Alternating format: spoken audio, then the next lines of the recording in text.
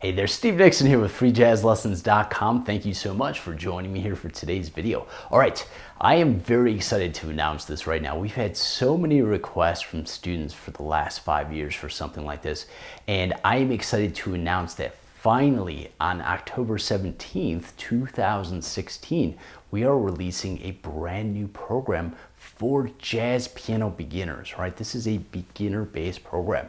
So if you are brand new to jazz piano, or maybe you have a classical background and you're real good at that style of music, you're experienced there, and you want to make that transition into jazz.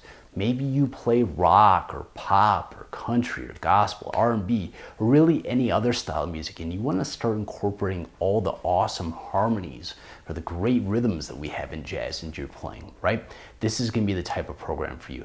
Maybe you are already playing jazz, but you're, self-taught and you're struggling. You feel like there's some things that are missing in your playing. Maybe you miss some steps, right? You're looking for more of a step-by-step method to go from here finally up to here, right?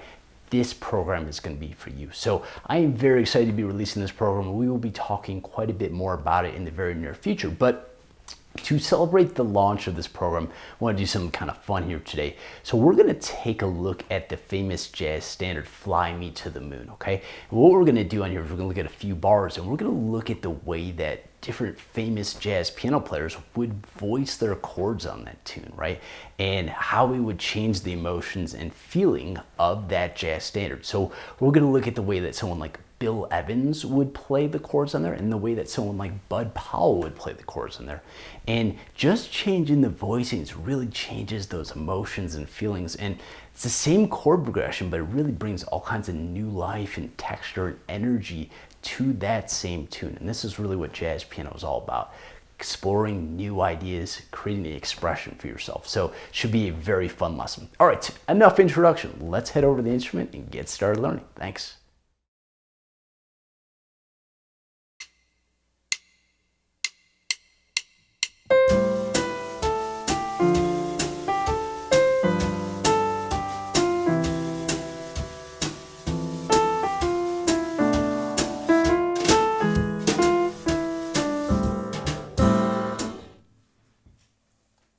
All right, as you just heard, I was using those Bud Powell type inspired voicings. And really, this is what's involved with getting that particular sound.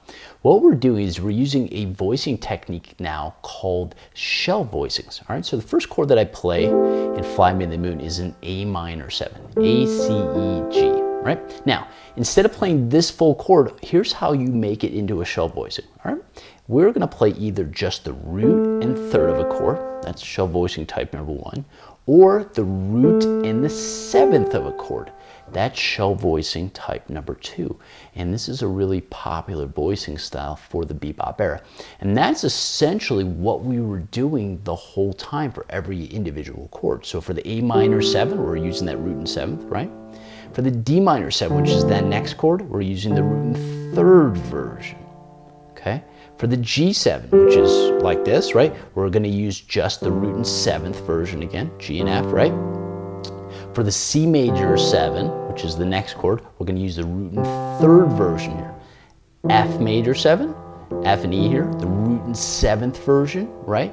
And then for the B minor 7 flat 5, we're going to jump up here. Instead of playing this full chord here, which is kind of muddy and thick, we're just using the root and 7th, right? Then for the E7, root and 3rd, so not this big full chord here, just simple root and 3rd here. And then at the very end, we go back to our A minor 7 again, which is the voicing we started with, all right? So big takeaway, shell voicings, or that Bud Powell sound, just the root and 3rd or the root and 7th. And to sort of simplify these voicings just into 2-note voicings, this was what kind of gives us that open sound, allows us to decorate the melody and to improvise a little bit more freely, right? And it's a really cool sound once you get it going, all right? So practice throwing in this particular tune or throwing in some other tunes. Now, let's move on and look at some Bill Evans style voicings now.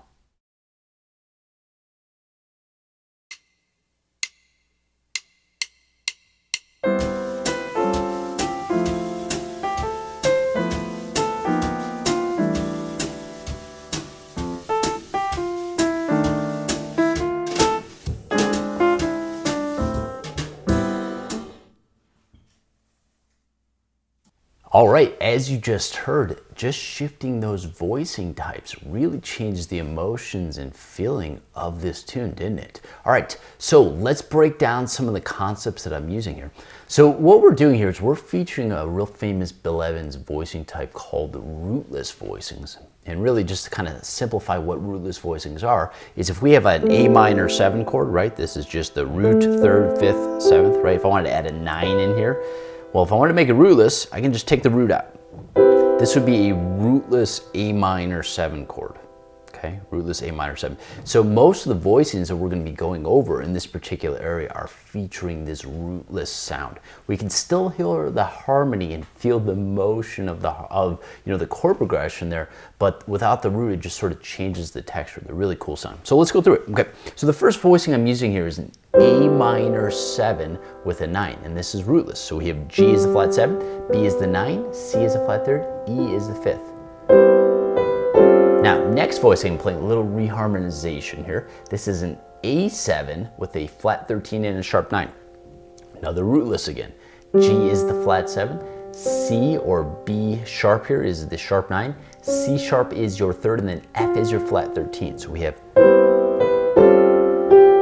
Okay, now, next voicing, this is normally a D minor 7, like in a basic chord chart, and I'm still thinking D minor 7, but again, rootless voicing here, okay? So we have F is the flat 3rd, A is the 5th, C is the flat 7, E is the 9. So all together. Next voicing, in a normal chord chart, we'd have a G7 there. I'm still playing a G7, but I'm gonna use this cool rootless voicing instead, Bill Evans style, right? F is the flat 7. A is the 9, B is the 3rd, E is the 13.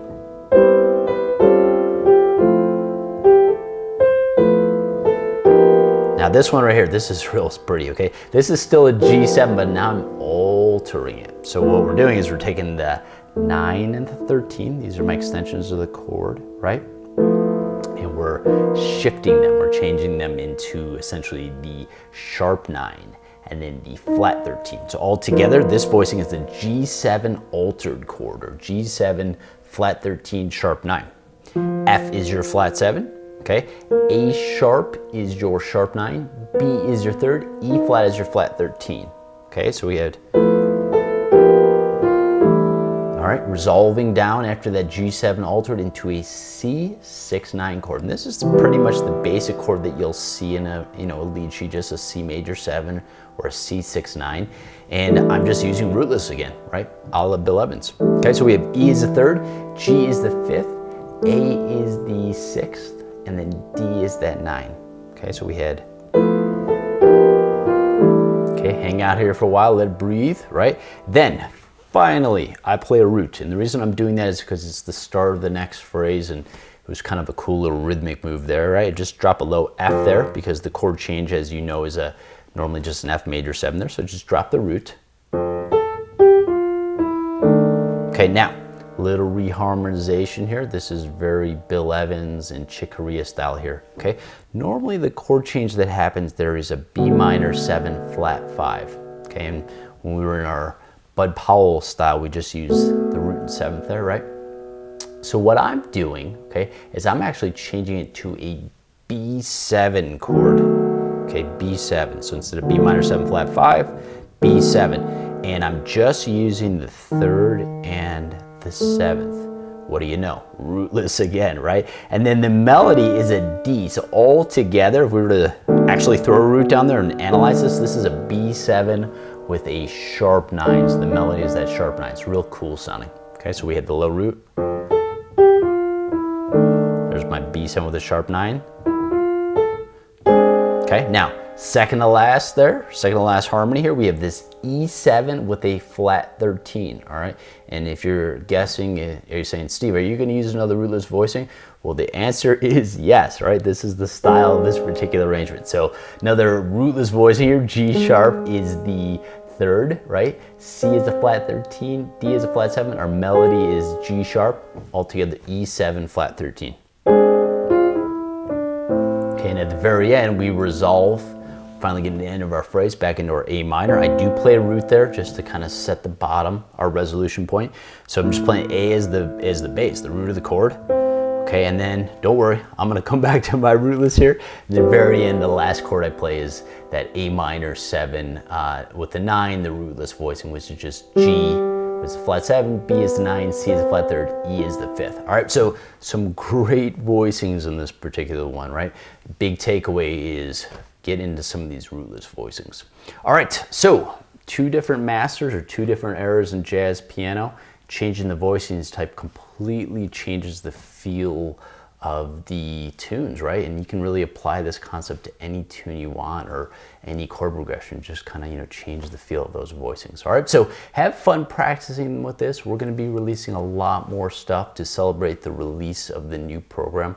I cannot wait to continue to share music with you, and let's have some fun, jump into this, and I'll see you in the next video very soon. Thanks for watching.